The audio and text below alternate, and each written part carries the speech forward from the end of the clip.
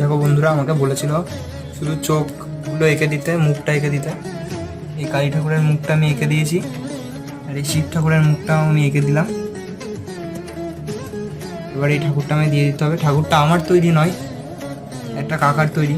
কালী পুজো করবে ওরা, তাই মাটি দিয়ে মূর্তি বানিয়েছিল, কিন্তু ফেসটা অতটা ভালো করে আঁকতে পারবে কি পারবে না, তাই জন্য আমাকে পাঠিয়েছিল এই ঠাকুরটা।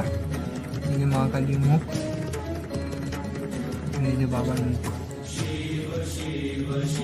বাদ বাকি কাকা নিজেই করবে। কাকা করবে বলে অনেক চেয়েছে যে নিজে করবে, তাই আমি আর রং টং বেশি কিছু করিনি। তাও এই পাহাড়টা এক্সট্রা আমি একটা করে ফেলেছি। বাদ বাকি এইবার সাদাটা করে দিয়েছিলাম, এবার যা রং করার কাকা নিজে করবে।